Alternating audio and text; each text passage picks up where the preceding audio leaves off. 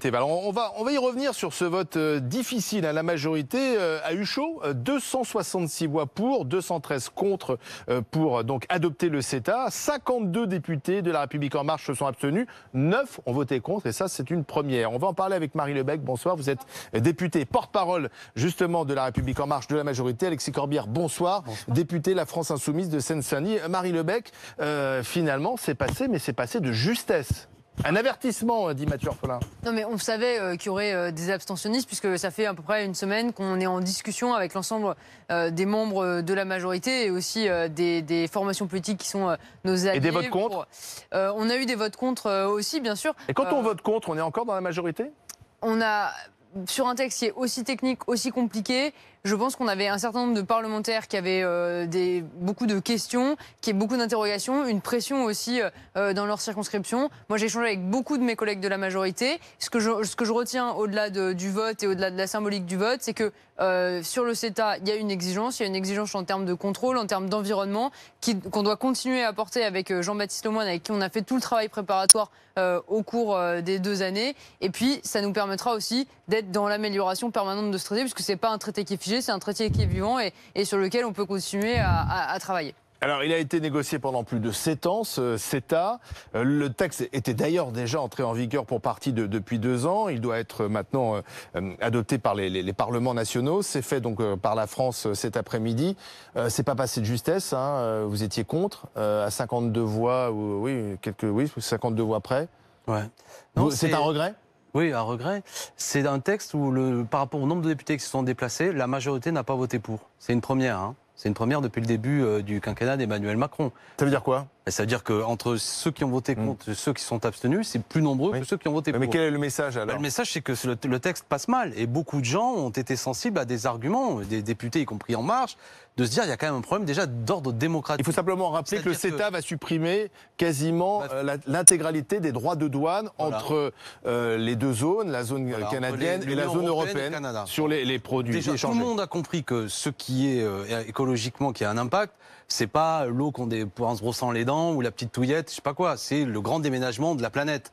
Quel intérêt, alors que par exemple en France on produit des bovins, d'en faire venir de la viande du Canada? Pourquoi? D'où vient cette idée bizarre qu'on va aider, on va faire tomber les barrières douanières pour que les Canadiens nous vendent des bovins? Parce que nous aussi, on vend des bons vins et du bon fromage aux Canadiens. C'est une absurdité. Nous n'allons pas faire entrer sur le marché que l'on ait des échanges avec le Canada. Ça s'appelle un échange, ça s'appelle le commerce. Oui, mais attendez. Précisément, aujourd'hui, il faut limiter les échanges. Le déménagement permanent de la planète. Ce grand libre-échange, c'est ça qui est à la cause du réchauffement de la planète. Ou alors on fait rien. Ou alors on n'invite pas Greta Thunberg. Ou alors on ne dit pas qu'il y a un problème. C'est ça qui a été aussi le moteur de la croissance pendant des années. Il faut relocaliser l'économie. D'accord ? Il faut faire en sorte que ce que nous produisions soit dans des circuits courts. Si on touche à rien, c'est la planète elle-même qui est en danger. C'est ce que nous disent les spécialistes. Alors si on est d'accord avec ça, si on est convaincu, non pas ce que nous dit Greta Thunberg qui a 16 ans, mais tous les spécialistes, en disant qu'il faut, ce que nous a dit Mathieu Orphelin, diviser par 2 l'émission de gaz à effet de serre d'ici 11 ans. C'est important. Donc soit on modifie notre système économique, c'est-à-dire qu'on arrête tous ces traités de libre-échange, soit on continue. Ce traité, il continue. Mais je voudrais insister, Olivier Truchot, sur le caractère antidémocratique.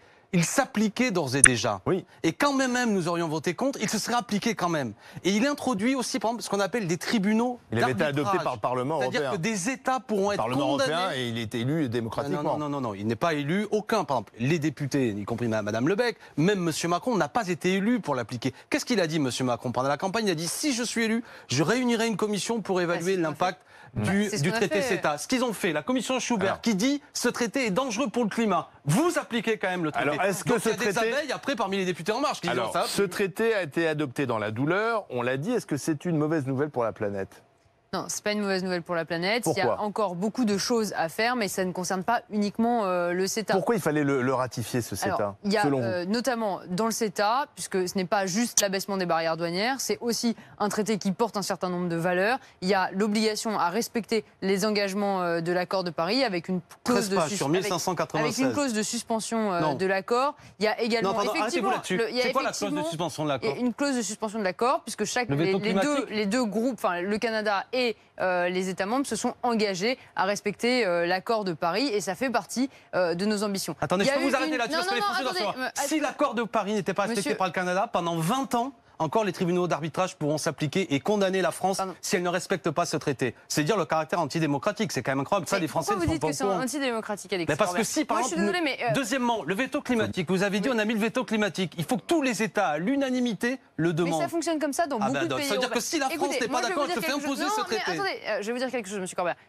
C'est 40 millions de consommateurs pour le Canada, 500 millions de consommateurs pour la force de frappe de l'Union Pourquoi on européenne. aurait peur du Canada? Moi, je veux pas des pesticides canadiens, je veux pas. Il y a 45 Vous pesticides. mangez autant de produits canadiens que ça, Alexis Oui, Corbett? Je veux pas qu'ils rentrent sur le marché de notre marché. En Union européenne, rien ne bouge avec le CETA. Il ne faut pas instrumentaliser les peurs. Ça ne veut pas dire qu'il y a des choses qui ne peuvent pas bouger, mais je crois que la Commission européenne, l'Union européenne, nous, représentants politiques, on a quand même tout intérêt à dire aujourd'hui, ce que les citoyens veulent, c'est une élévation des normes. Et si on l'avait pas voté, c'est CETA? Attends, moi je comprends. Si on l'avait pas voté, qu'est-ce qui serait passé? Si vous ne passé? votez pas, vous pouvez avoir des échanges avec le Canada, mais ce sont les règles de l'OMC qui s'appliquent, qui sont aujourd'hui moins contraignantes, moins exigeantes que ce que vous pouvez inscrire dans un traité. Donc là, il y a plus de règles qu'avant, en fait. Il y a plus de règles et il y a surtout, ce qui est un point qui est intéressant, la volonté de convergence des normes. Et l'intérêt de le signer avec le Canada, ce traité un peu de nouvelle génération, c'est que quand vous parlez avec le Canada, quand vous parlez avec les Canadiens, et vous l'accorderez également, monsieur Corbett, on est quand même sur un partenaire qui partagent les mêmes convictions et les mêmes ambitions. Donc c'est l'intérêt aussi des Canadiens de ne pas produire n'importe quoi, c'est ça? Eh bien, moi je crois. Vous savez, on a beaucoup parlé du bœuf, de l'invasion de bœuf. Aujourd'hui, ce qu'on constate, c'est 0,01. Ils se saisissent de 2% du quota, à peu près, sur les 12 000 tonnes.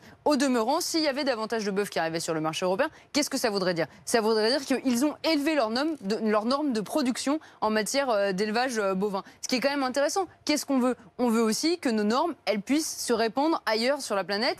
Et pas uniquement en Union européenne.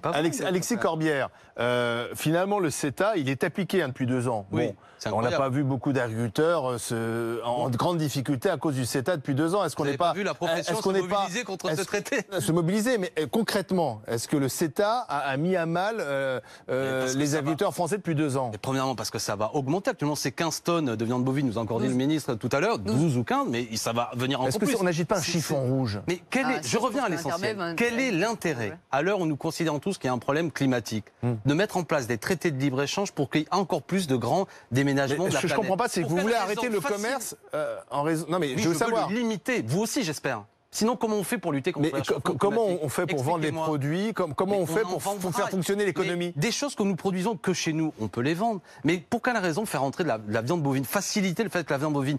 Il y a 45 pesticides qui sont utilisés... On est content de vendre notre vin, par exemple, au Canada. 45 pesticides qui sont utilisés au Canada qui ne sont pas tolérés sur le territoire de l'Union européenne. Pour quelle raison accepter que cela rentre? Du point de vue de l'exigence. Mais je le répète, nous devons aujourd'hui non pas arrêter les échanges, mais faire en sorte que toute la logique soit non plus ces grands traités de libre-échange, mais que, je répète, on relocalise l'économie. Ça fera du bien à notre économie, ça fera même du bien à l'économie canadienne, par ailleurs, qui elle aussi se trouve malmenée par ce type de traité. Je rappelle que beaucoup de députés canadiens n'y sont pas favorables. Mais après, il y a d'autres traités qui suivent. Après, après, vous là où vous ne répondez pas, des traités, la question des tribunaux d'arbitrage. Est-ce que vous acceptez, monsieur Truchot, que la France... Moi, j'ai pas accepté ou pas accepté. Non, mais je donne l'argument, pardon de ce ton. Mais que la France soit condamnée par des tribunaux si elle ne respecte pas des traités de libre-échange. Des tribunaux, c'est-à-dire que des entreprises privées canadiennes pourront faire condamner la France.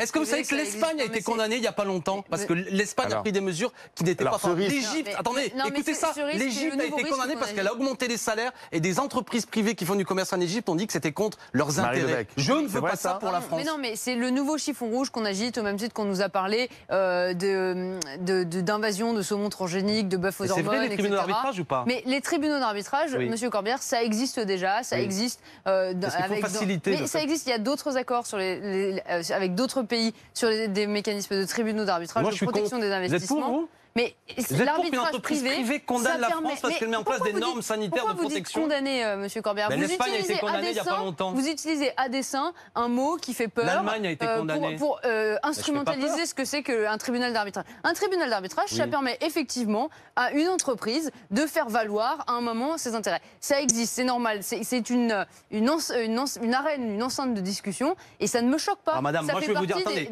Olivier Truchot, ça fait partie des nouveaux mécanismes de coopération. En France, ce qui fixe la norme, c'est la la loi, c'est les députés, c'est vous et moi, en fonction de ce que veulent les citoyens. Là, les députés l'ont adopté. D'accord, mais là je suis contre le fait que précisément parce que je pense qu'on a tordu le bras au peuple. Moi j'ai demandé un référendum sur un traité aussi important. Non, mais attendez. Les députés Madame sont nos Lebec, représentants. ni moi, nous n'avons pas été élus pour adopter ce traité. On n'a pas fait campagne là-dessus. Ce traité a commencé à être négocié sous Sarkozy.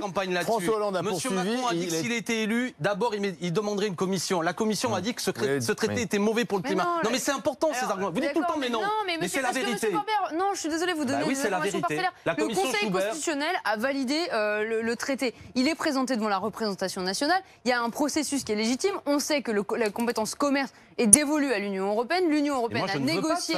L'Union européenne, mais vous avez des représentants au Parlement européen. Oui, je ne veux pas que la loi française soit condamnée par des tribunaux privés. Je ne veux pas qu'une entreprise privée condamne. Oui, mais aujourd'hui, c'est important ce débat. Aujourd'hui, est-ce que les produits importés dans l'Union européenne peuvent déroger aux normes que nous imposons, nous, à nos produits? C'est ça la question. Ils le peuvent. Alors attendez, chacun répond à son tour. Marie Lebec, oui ou non? Alors non, ce n'est pas possible. Ce qui est interdit au sein de l'Union européenne ne peut pas rentrer sur le sol de l'Union européenne. Y compris en matière de pesticides? Y compris en matière de pesticides. Et au demeurant, l'Union européenne va étudier dans les mois qui viennent une directive sur l'abaissement de ce qu'on appelle les limites maximales de résidus, c'est-à-dire les seuils que vous pouvez trouver sur les pesticides que nous autorisons au sein de l'Union européenne. Donc ça veut dire qu'on continue à garder nos normes? On continue à garder nos normes. Il y a 45 pesticides qui sont actuellement utilisés au Canada, qui ne sont pas tolérés au niveau européen, qui vont pouvoir être utilisés dans le cadre de cet accord. Marie Lebec dit non. Parce qu'elle ne dit pas la vérité. Après, il va y avoir des commissions. Qui dit vérité alors? Non, mais il va y avoir des commissions qui vont chercher à harmoniser tout ça, dans lequel, c'est ce qu'on appelle la convergence des normes, il n'y aura pas de représentants de députés. On sait très bien que c'est souvent l'occasion à ce qu'il y ait des lobbies privés qui fassent pression. Ça n'est pas une bonne chose. Vous levez tout le temps la tête, mais aujourd'hui, vous avez une situation où le Parlement est dépossédé. Vous ne trouvez pas choquant que d'ores et déjà ce traité s'appliquait et quand bien même nous aurions majoritairement voté non, il s'appliquait quand même? Non, c'est pas vrai. Il ne s'appliquait pas si nous avions... Il s'appliquait depuis 10 mois. Mais enfin, vous plaisantez.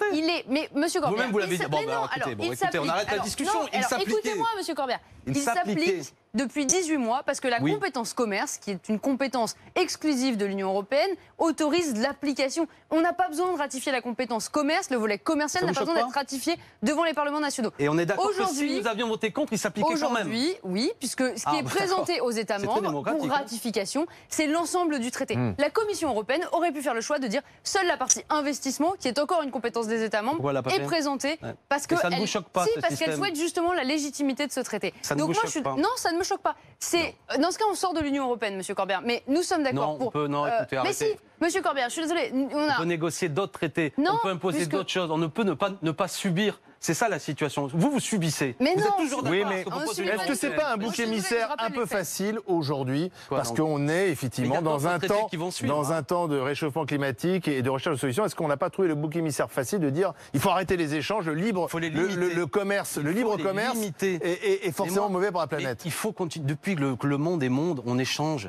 Ça, c'est les arguments de rhétorique. Des fois, on nous dit vous voulez arrêter de commercer. On va commercer, on va vendre des produits. La question, c'est est-ce qu'on facilite ça? Est-ce qu'on fait baisser toutes les barrières douanières? Est-ce qu'on baisse notre niveau d'exigence? Est-ce qu'on fait même rentrer sur notre marché des produits que nous fabriquons ici? C'est ça l'absurdité. On peut comprendre que la filière bovine, qui est déjà dans un sale état, nous dit mais quelle idée vous avez de vouloir faire venir des bœufs du Canada et de faciliter le fait qu'ils vont venir. On peut comprendre ça. Alors qu'on a eu en France le drame de la vache folle, que les farines animales sont interdites.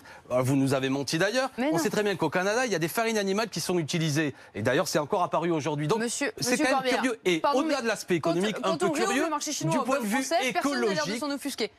Qu'on exporte du bœuf français en Chine, personne ne s'en offusque. Qu'on exporte du bœuf français au Japon, personne ne s'en offusque. Donc au bout d'un moment, c'est très facile d'être dans une position défensive en disant nous exportons, mais alors surtout nous fermons nos frontières parce que vous n'êtes pas favorable à une relocalisation de l'économie. Mais monsieur Corbett, ce n'est pas antithétique. Je suis désolée, on peut très bien avoir du localisme, c'est important, c'est ce qui fait qu'on arrive à faire reconnaître nos IGP sur la scène internationale. C'est ce qu'on a fait dans la loi agriculture alimentation avec 50% de local ou de bio dans les cantines. Et on peut en même temps ouvrir des marchés export pour nos éleveurs. Merci à tous les deux. Merci d'avoir débattu ce soir sur le plateau de BFM.